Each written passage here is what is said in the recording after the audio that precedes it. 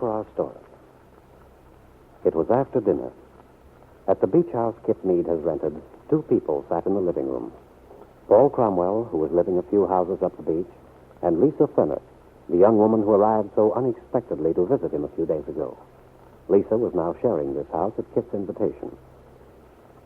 The evening is chilly. Logs burn pleasantly in the fireplace. Lisa is sitting very quietly, staring absently at the flames. Watching her face, remembering how they met in San Francisco several months ago, thinking of all she's been through, her courage, her attitude towards her coming child, Paul Cromwell suddenly feels a surge of admiration and affection for her. Leaning over, he puts a hand on her shoulder. Lisa turns to him with a smile. What? Lisa, I'm curious. What are you thinking about? Nothing very important. Come on, tell me. I can't. Just a lot of vague, disconnected thoughts. It's so wonderful to be able to relax, Paul. That's good. Well, you've let your coffee get cold. Would you care for some more? No, don't bother. I really don't want it. What's happened to Kitt? I think she's in the kitchen. She said something about having things to talk over with Mrs. Kingsley. Oh. I'll tell you one thing I was thinking about. What? Well, I want you to know that I'm awfully grateful to be here.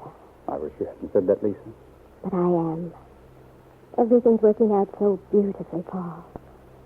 The way I thought it would be. Sure. You know, Paul, you've given me the only real happiness I've ever had. That's a wonderful thing for you to say, darling. I mean it. But what about Lance when you were first married? Oh, we were never really happy. I'm glad he doesn't know about the baby. And I'm glad he's gone. Yes, but Lisa, suppose he shows up. He won't. How can you be so sure? Because I have a pretty good idea where he is. Really? Yes. The last few weeks of our dancing engagement in San Francisco, he became the darling of a very wealthy crowd. There was one woman in particular who was visiting in San Francisco from the east. Predatory type. Well, yes.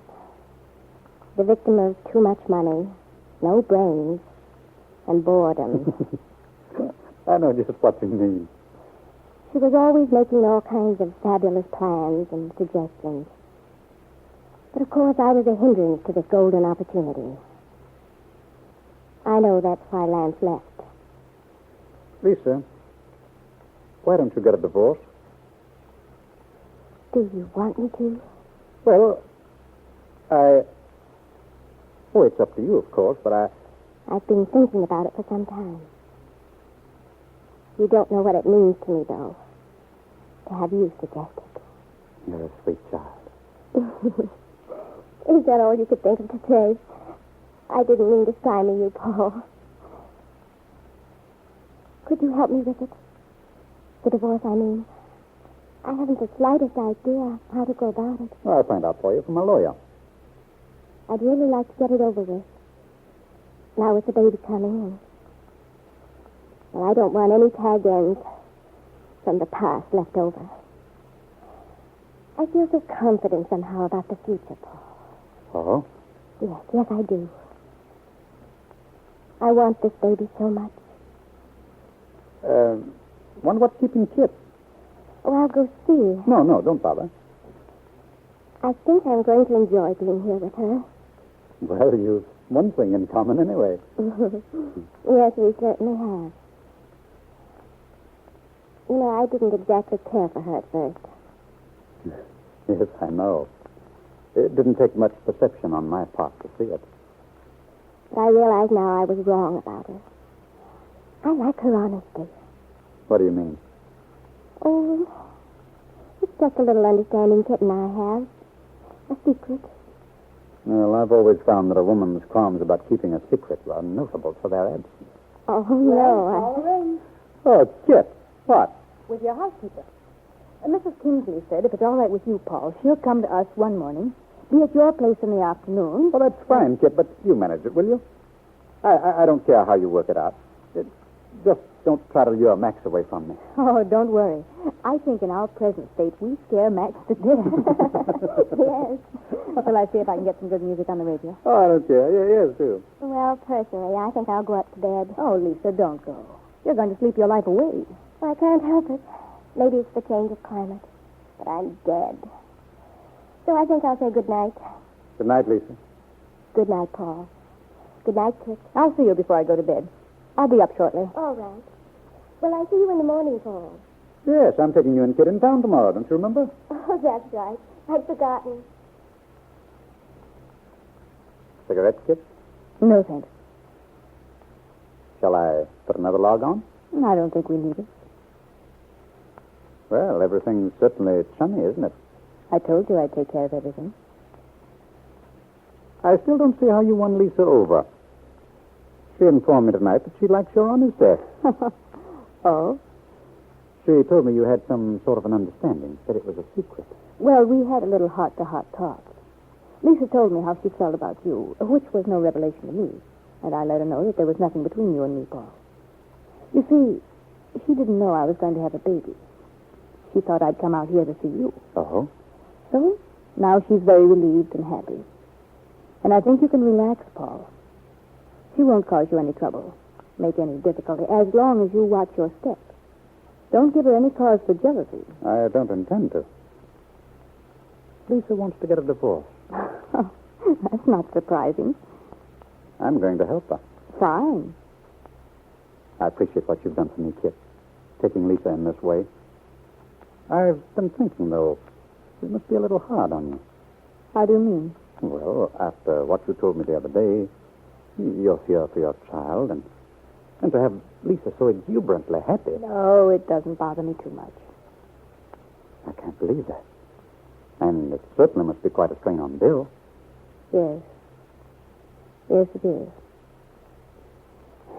Well, let's get out of this solemn mood, for heaven's sake. No.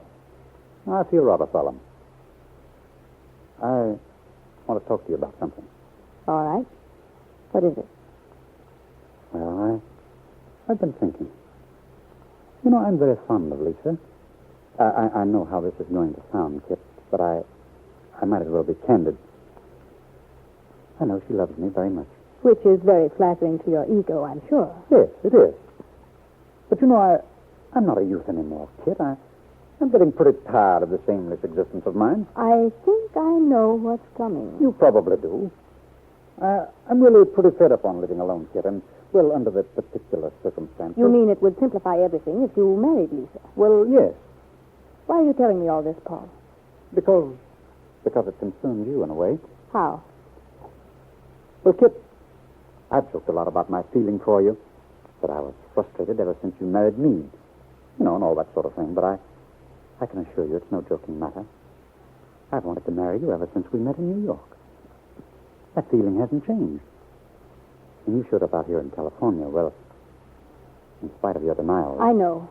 You thought that Bill and I weren't getting along. Yes. However, now, of course, I see that you're quite unattainable as far as I'm concerned. If I were Lisa, I'd kill you for talking to me this way. I know it's not a very nice way of putting it, but it's the truth. There's no point in my pretending with you. You're perfectly happy with Bill, aren't you, Kitt? Kitt didn't answer immediately. She hesitated for only a second. But during that second, many thoughts raced through her mind. Suppose I were to tell him the truth. Tell him that Bill still thinks he's in love with Peggy Douglas. That he wants a divorce. No, it isn't the moment yet for Paul to know that. Not just yet. Kitt Meade hesitated only a moment. And then she smiled and said confidently, Yes, Paul? I can assure you that Bill and I are perfectly happy. Why did you lie, Kitt?